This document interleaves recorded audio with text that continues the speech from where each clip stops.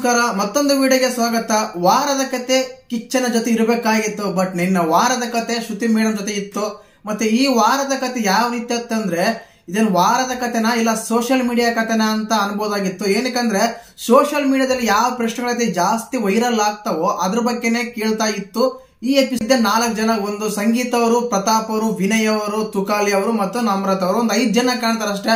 ಅಲ್ಲಿರೋದು 12 ಜನ ಮೆಂಬರ್ಸ್. ಆದ್ರೆ ಈ ಎಪಿಸೋಡ್ ಕಂಡಿದ್ದು ಮಾತ್ರ 5 ಜನನೇ.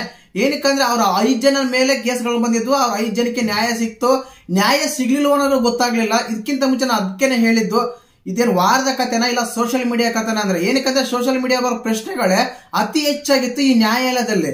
ಏನಕ್ಕಂದ್ರೆ ಕಿಚ್ಚ ಸರ್ ವಾರದ ಕತೆ ಕಿಚ್ಚರ ಜೊತೆ ಬಂದಾಗ ಯಾವ ರೀತಿ ಅಂದ್ರೆ ಒಂದು ಎಪಿಸೋಡ್ ವೋಲ್ಟೇಜ್ ಇರ್ತಿತ್ತು, ಯಾವ ರೀತಿ ಹುಮ್ಮಸ್ ಇರ್ತಿತ್ತು. ಈ ಎಪಿಸೋಡ್ ಅಲ್ಲಿ ಅಷ್ಟೊಂದು ಅನ್ಸ್ಲಿಲ್ಲ. ಏನಕ್ಕಂದ್ರೆ ಅಲ್ಲಿರೋ ಸ್ಪರ್ಧಿಗಳಾಗ್ಲಿ ಅಲ್ಲಿರೋ ಕಂಟೆಸ್ಟೆಂಟ್ ಗಳಾಗ್ಲಿ ಏನ್ ಮಾಡ್ತಾ ಇದ್ದ ಅಂದ್ರೆ, ಆ ಶ್ರುತಿ ಮೇಡಮ್ ಮುಂದೆನೆ ಜಗಳ ಆಡ್ತಾ ಇದ್ರು. ಶ್ರುತಿ ಮೇಡಮ್ ಮುಂದೆನೆ ಸ್ವಲ್ಪ ಉತ್ತರ ಎಲ್ಲೋ ಕರೆಕ್ಟ್ ಆಗಿ ಕೊಡ್ತಿರ್ಲಿಲ್ಲ. ನೀವು ವಿನಯ್ ಮಾತಾಡಿದ್ರೆ ನೋಡ್ಬೋದಾಗಿತ್ತು, ಅವರು ಮುಂದೆ ಮೇಡಮ್ ಅಂತಿರ್ಲಿಲ್ಲ, ಇನ್ನೊಂದು ಅಂತಿರ್ಲಿಲ್ಲ, ಸುಮ್ಗೆ ಆನ್ಸರ್ ಕೊಡ್ತಾ ಇದ್ರು. ಬಟ್ ಕಿಚ್ಚ ಸರ್ ಬಂದಾಗ ಅವ್ರ ವರ್ತನೆ ಬೇರೆ ಇರ್ತಾ ಇತ್ತು. ಇದು ಎಲ್ಲರಿಗೂ ಅನ್ಸಿದ್ದೇನೆ. ಬಟ್ ಇಲ್ಲಿ ಎಲ್ಲೋ ಒಂದ್ ಸ್ವಲ್ಪ ಕಡಿಮೆ ಆಯ್ತು ಅನ್ಸುತ್ತೆ. ಮತ್ತೆ ಈ ಎಪಿಸೋಡ್ ಅಲ್ಲಿ ಯಾವ ರೀತಿ ಇತ್ತು, ಯಾವ ರೀತಿ ಎಲ್ಲ ಕಾನ್ವರ್ಸೇಷನ್ ಆಯ್ತು, ಮತ್ತೆ ಇಲ್ಲಿ ಹೈಲೈಟ್ ಆಗಿದ್ಯಾರು, ಈ ಎಪಿಸೋಡ್ ಹೇಗಿತ್ತಂತ ಮಾತಾಡೋಣ. ಚಾನಲ್ ಯಾರ ಹೊಸದಾಗಿ ನೋಡ್ತಾ ಇದ್ರೆ ಮಿಸ್ ಮಾಡ್ದೇನೆ ಸಬ್ಸ್ಕ್ರೈಬ್ ಮಾಡಿ, ಲೈಕ್ ಮಾಡಿ, ಶೇರ್ ಮಾಡಿ.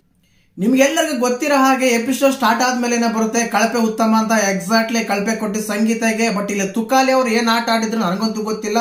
ಎಕ್ಸಾಕ್ಟ್ಲಿ ತುಕಾಲಿಗೂ ಈ ಕಳಪೆ ಕೊಡ್ಬೋದಾಯ್ತು ಮನೆ ಮಂದಿ ಎಲ್ಲ ಸೇರಿ. ಅದು ಕಳಪೆ ಕೊಡ್ಬೇಕಾದ್ರೂ ಎಲ್ಲಾರನ್ನೂ ತೋರಿಸಿಲ್ಲ. ಮೇನ್ ಕ್ಯಾಂಡಿಡೇಟ್ ಗಳು ಮಾತ್ರ 4 ಜನ ತೋರಿಸಿ ಆ ವಿಡಿಯೋ ಕಟ್ ಮಾಡಿದ್ರೆ ಅನ್ಸುತ್ತೆ. ಏನಕ್ಕಂದ್ರೆ ಆಲ್ಮೋಸ್ಟ್ ಅಲ್ಲಿ ಎಲ್ಲರೂ ಕೊಟ್ಟಿರೋ ಸಂಗೀತಗೆ ಅನ್ಸುತ್ತೆ ಕಳಪೆ.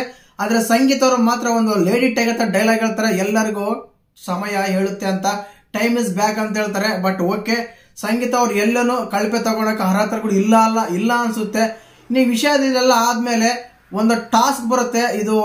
ಇದೆಲ್ಲ ಆದ್ಮೇಲೆ ಒಂದು ಟಾಸ್ಕ್ ಬರುತ್ತೆ, ಅದೇ ಲಕ್ಸುರಿ ಬಜೆಟ್. ಪ್ರತಿ ವಾರ ಯಾವ ರೀತಿ ಆದ್ರೂ ತಪ್ಪು ಮಾಡ್ತಾ ಇದ್ರು, ಈ ವಾರ ಅದೇ ತಪ್ಪು ಮಾಡ್ತಾರೆ ಲಕ್ಸುರಿ ಬಜೆಟ್ ಅಲ್ಲಿ. ಇದು ಮುಂಚೆನೆ ಬ್ರದರ್ ಆಗಿದ್ದ ಮುಂಚೆನೆ ವಿನಯ್ ಅವರು ಅದನ್ನ ಪ್ರೆಸ್ ಮಾಡ್ತಾರೆ. ಮನೆ ಮಂದಿಗೆಲ್ಲ ಶಾಕ್ ಆಗುತ್ತೆ.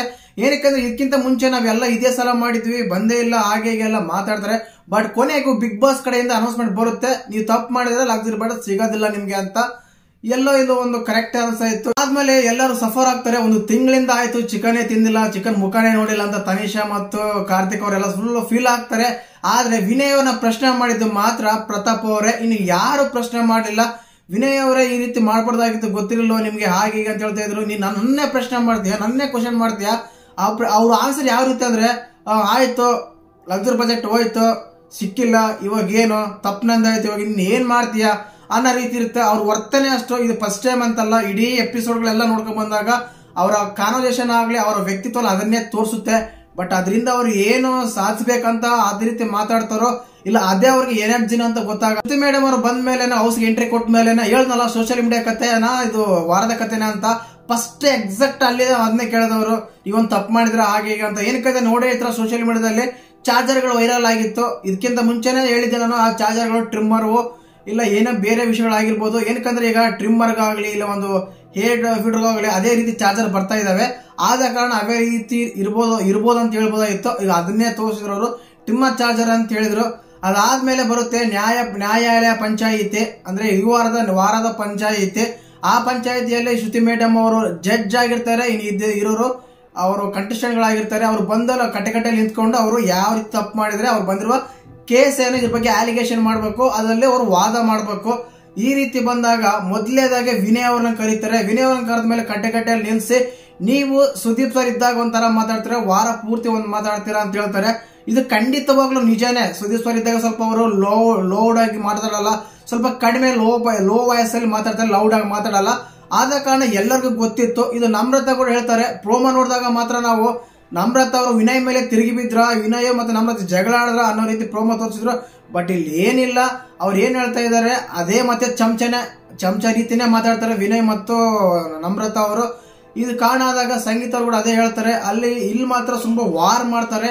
ಅಲ್ಲಿ ಹೋದಾಗ ಮಾತ್ರ ಅವ್ರು ತುಂಬಾ ಕೂಲ್ ಆಗಿ ಏನೋ ಆಟ ಆಡಿಸ್ದೆ ಅನ್ನೋ ರೀತಿಯಲ್ಲಿ ಮಾತಾಡ್ತಾರೆ ಅಂತ ಹೇಳ್ತಾ ಇದ್ರು. ಬಟ್ ಮನೆ ಮಂದಿ ಎಲ್ಲ ವೋಟ್ ಮಾಡಿದ್ರೆ ಮಾತ್ರ ವಿನಯ್ ಅವರಿಗೆ. ವಿನಯ್ ಅವರು ಅಲ್ಲಿ ಸುದೀಪ್ ಸರ್ ಹತ್ರ ಮಾತಾಡೋದು ನಿಜಾನೇ, ಬಟ್ ಕತೆನ ಬೇರೆ ಕನ್ವರ್ಸೇಷನ್ ಮಾಡಿ ಮಾತಾಡಲ್ಲ. ಏನಾದ್ರೆ ಮಾತಾಡಿದ್ದು ಅದನ್ನೇ ಲೋ ವಾಯ್ಸ್ ಅಲ್ಲಿ ಸ್ವಲ್ಪ ಕಡಿಮೆ ನಿಧಾನಾಗಿ ಹ್ಯಾಪಿಯಾಗಿ ಮಾತಾಡ್ತಾರೆ. ಬಟ್ ನಮ್ಮ ಹತ್ರ ಆ ರೀತಿ ಮಾತಾಡಲ್ಲ. ವಿಷಯ ಅದೇ ಆಗಿರುತ್ತೆ ಅಂತ ಅಂದಾಗ ಎಲ್ಲೋ ಈ ಕೇಸಲ್ಲಿ ವಿನಯ್ ಅವರೇ ಗೆದ್ರೆ ಅಂತ ಅನ್ಸುತ್ತೆ. ಡುಬಾಕ್ ಅಂತ ಬರುತ್ತೆ. ಮತ್ತೆ ಈ ಡುಬಾಕ್ ಜೋಡಿ ಅವಾಗಿಂದ ಇವಾಗ ಇದಕ್ ಬಂತು. ಈ ಡುಬಾಕ್ ಜೋಡಿಯಿಂದನೇ ಮತ್ತ ಆ ಕಾನ್ವರ್ಸೇಷನ್ ಸ್ಟಾರ್ಟ್ ಆಗಿದ್ದು. ಅಂದ್ರೆ ವಿನಯ್ ಅವರು ಅಲ್ಲಿ ಬೇರೆ ಹೇಳ್ತಾರೆ ಇಲ್ಲಿ ಬೇರೆ ಹೇಳ್ತಾರ ಅಂತ. ಇಲ್ಲಿ ವಿಷಯ ಬಂದಾಗ ಮತ್ತೊಮ್ಮೆ ಸಂಗೀತ ಅವರು ಮತ್ತೆ ತಪ್ಪು ಮಾಡಿದ್ರು ಅನ್ಸುತ್ತೆ. ಏನಕ್ಕಂದ್ರೆ ಸಂಗೀತ ಅವ್ರು ಹೇಳ್ತಾರೆ ನಾವು ಬಾತ್ರೂಮ್ ಹತ್ರ ಒಂದ್ ಇರ್ಬೇಕಾದ್ರೆ ಈ ಮಾತು ಹೇಳಿದ್ರು ಅಂತ. ಬಟ್ ಅದ್ ಕೇಳಿಸ್ಕೊಂಡ್ರೆ ತನಿಷ್ ಅವ್ರು ಹೇಳ್ತಾರೆ ಇಲ್ಲಿ ಜೂಮ್ ಮಾಡ್ಕೊಂಡ್ ಬರ್ಬೇಕಾದ್ರೆ ಗಾರ್ಡನ್ ಏರಿಯಾದಲ್ಲಿ ಹೇಳಿದ್ರು ಅಂತ. ಇಲ್ಲಿ ಯಾರ್ ತಪ್ಪು ಯಾರ್ ಸರ್ ಅಂತ ವಿಟಿ ಪ್ಲೇ ಮಾಡಿದ್ರೆ ಗೊತ್ತಾಗುತ್ತೆ ಅನ್ಸುತ್ತೆ. ಬಟ್ ಈ ವಿಷಯ ಎಲ್ಲ ಆದ್ಮೇಲೆನು ಅವ್ರು ಬಂದಲ್ಲಿ ಡುಬಾಕ್ ಜೋಡಿ ಅಂತ ಅಂತಾರೆ. ಅಂದಿದರೆ ಕೂಡ ಅದು ಅಂದಾದ್ಮೇಲೆ ಸಂಗೀತ ಅವ್ರು ರಿಯಾಕ್ಟ್ ಮಾಡಿ ನೋಡಿ ಮೇಡಮ್ ಇವಾಗ ತಾನೇ ಇದೆಲ್ಲ ಮಾತಾಡಿದ್ವಿ ಮತ್ತೆ ಬಂದು ನನ್ನ ಹತ್ರ ಈ ಕಾನ್ವರ್ಸೇಷನ್ ಸ್ಟಾರ್ಟ್ ಮಾಡಕತ್ತಾರೆ ಅಂತ. ಬಟ್ ಶ್ರುತಿ ಮೇಡಮ್ ಅವರು ಹೇಳದ್ನಲ್ಲ ಕಿಚ್ಚ ಸರ್ ಶ್ರುತಿ ಮೇಡಮ್ ಏನಕ್ಕಂದ್ರೆ ಅಲ್ಲಿ ಕಿಚ್ಚ ಸರ್ ಇದ್ದಿದ್ರೆ ಅವ್ರು ಡುಬಾಕ್ ಜೋಡಿ ಅಂತ ಇದ್ರೆ ಏನೋ ಗೊತ್ತಿಲ್ಲ. ಬಟ್ ಸಂಗೀತ ಮಾತ್ರ ಇದ್ರ ಬಗ್ಗೆ ಇನ್ನೊಂದ್ಸಲ ಸುಜಿತ್ ಅವ್ರ ಹತ್ರ ಮಾತಾಡ್ತಿರ್ಲಿಲ್ಲ. ಆ ರೀತಿ ಆಗಿತ್ತು. ಎಲ್ಲ ಒಂದ್ ಕಡೆ ವಿನಯ್ ಕೂಡ ಈ ಡುಬಾಕ್ ಮತ್ತೆ ವಾಯ್ಸ್ ಬರ್ತಿರ್ಲಿಲ್ಲ. ಅಲ್ಲಿ ಶ್ರುತಿ ಮೇಡಮ್ ಇರುವ ಕಾರಣ ಈ ಕಂಟೆಸ್ಟೆಂಟ್ ಗಳು ಕೂಡ ಸ್ವಲ್ಪ ಎಲ್ಲೋ ಕಡಿಮೆನೆ ಮರ್ಯಾದೆ ಕೊಟ್ರ ಅನ್ಸುತ್ತೆ. ಎಪಿಸೋಡ್ ಆಲ್ ಎಪಿಸೋಡ್ ನೋಡಿದಾಗ ಕಿಚ್ಚ ಸರ್ ಕೊಡೋಷ್ಟು ಮರ್ಯಾದೆ ಕೊಡಲ್ಲ ಅಂತ ಕೊಟ್ಟಿಲ್ಲ ಅಂತ ಅನ್ಸುತ್ತೆ. ಮತ್ತೆ ನಿಮ್ಗೆ ಯಾವ ರೀತಿ ಅನಿಸ್ತಂತ ಒಂದು ಕಮೆಂಟ್ ಮಾಡಿ. ಇದೆಲ್ಲ ಆದ್ಮೇಲೆ ಮತ್ತೆ ಅದೇ ಪ್ರತಾಪ್ ಅವ್ರು ಬರ್ತಾರೆ. ಪ್ರತಾಪ್ ಅವ್ರು ಬಂದ್ಮೇಲೆ ಮೊದಲನೇದಾಗಿ ಅಲಿಗೇಷನ್ ಆಗುತ್ತೆ. ಹಳ್ಳಿ ಭಾಷೆ ಮಾತಾಡ್ತಾರೆ ಅಂತ. ಏನಕ್ಕಂದ್ರೆ ಪ್ರತಿ ಸಲನು ಅದನ್ನೇ ತಗೊಂಡ್ಬರ್ತಾರೆ. ಇದರಿಂದ ಪ್ರತಾಪ್ಗೆ ಇಮೇಜ್ ಇನ್ನ ಜಾಸ್ತಿ ಆಗುತ್ತೆ ವಿನಃ ಕಡಿಮೆ ಆಗೋ ಸಿಚುವೇಶನ್ ಅಂತ ಗ್ಯಾರಂಟಿ ಇಲ್ಲ.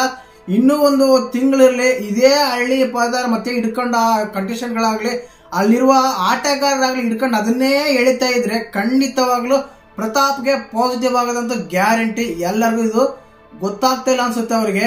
ಇದಾದ್ಮೇಲೆ ಇದ್ರ ಬಗ್ಗೆನೆ ನಮ್ರತಾ ಅವರು ಮತ್ತೆ ಹೇಳದಲ್ಲ, ನಿನ್ನೆ ವಿಡಿಯೋನ ಮಾಡಿದ್ದೆ ನಾನು, ಮತ್ತೊಮ್ಮೆ ನರಿ ಬುದ್ಧಿ ತೋರಿಸಿರೋ ನಮ್ರತಾ ಅಂತ. ಏನಕ್ಕಂದ್ರೆ ನಮ್ರತಾ ಅವರು ಎಷ್ಟೇ ಹೆಲ್ಪ್ ಮಾಡಿದ್ರು ಮತ್ತೆ ಅದೇ ಚಮಚ ಆಗಿರೋ ವಿನಯ್ಗೆ ಚಮಚ ಹಿಡಿತಾರೆ.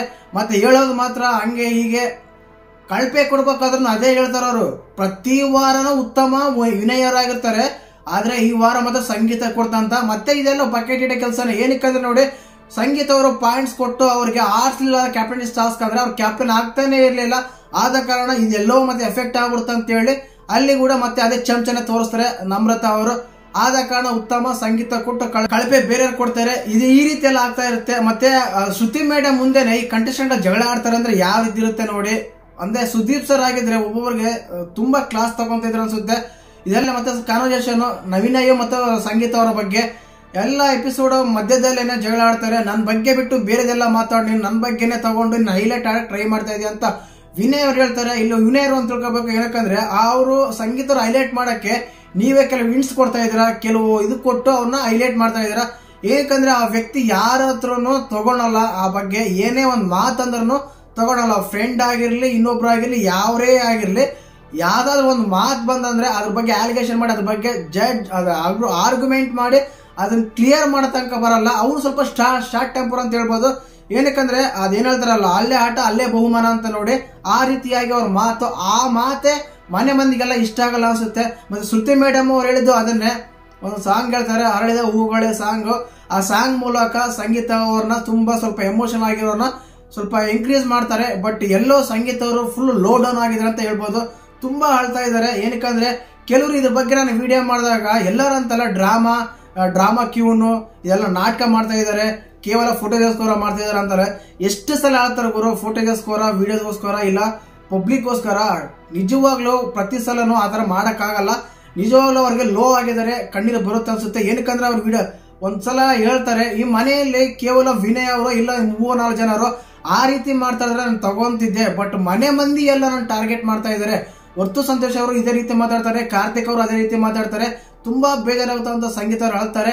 ಬಟ್ ಸಂಗೀತ ಅವರಿಗೆ ಇದರಿಂದ ಫ್ಯಾನ್ಸ್ ಬೇಸ್ ಇನ್ನೂ ಜಾಸ್ತಿ ಆಗುತ್ತೆ ವಿನ ಕಡಿಮೆ ಆಗೋ ಚಾನ್ಸಸ್ ಅಂತೂ ಇಲ್ಲ. ಹೇಳದ್ನಲ್ಲ ಸಂಗೀತ ಅವ್ರು ಏನಂದ್ರೆ ಅದು ಅಲ್ಲೇ ಆಟ ಅಲ್ಲೇ ಬಹುಮಾನ ರೀತಿ ಆಗದ ಕಾರಣ ಅಲ್ಲಿ ಮಾತು ಜಾಸ್ತಿ ಆಗುತ್ತೆ. ಆದ ಕಾರಣ ಮನೆ ಮಂದಿಗೆ ಇಷ್ಟ ಆಗಲ್ಲ. ಕಾರಣ ಇಷ್ಟೇನೆ. ಅಲ್ಲಿ ವಿಷಯ ಬಂದಾಗ ಮಾತ್ರ ಎಲ್ಲರಿಗೂ ಅದೇ ಅನ್ಸುತ್ತೆ ಗುರು, ಮನೇಲಿ ಇರೋರಿಗೂ ಅಲ್ಲೊಂದು ಮಾತಾಡ್ತಾನ ಇಲ್ಲೊಂದು ಮಾತಾಡ್ತಾನ ಅಂತ. ಸಂಗೀತ ಅವರು ಅಲ್ಲಿ ಕೇಳಿದಾಗ ಅವರು ಎಕ್ಸಾಕ್ಟ್ ಹೇಳ್ಬೇಕಾಯ್ತು, ನಾನು ಡ್ರಾಯಿಂಗ್ ಬರಲ್ಲ, ಇಷ್ಟೇ ಬರೋದು, ಆದ ಕಾರಣ ನಾನು ಬರೆಯೋದು ಹೀಗೆ ಅಂತ ಅಲ್ಲೇ ಹೇಳ್ಬೋದಾಗಿತ್ತು. ಬಟ್ ಇಲ್ಲಿ ಬಂದು ಹೇಳ್ತಾರೆ. ತನೀಶ್ ಅವ್ರ ಬಗ್ಗೆ ಒಂದು ಅಲಿಗೇಷನ್ ಬರುತ್ತೆ. ತನೀಶ್ ಅವ್ರು ಏನ್ ಮಾಡ್ತಾರೆ ಅಂದ್ರೆ ಅಷ್ಟೊಂದು ಪ್ರೈಸ್ ಅವ್ರಿಗೆ ಕೊಟ್ಟು ಇರೋ ಪ್ಲೇಸ್ಗೆ ಅಷ್ಟು ಕಡಿಮೆ ಆಗಿ ಕೊಟ್ಟೆ ಅಂತಾರ.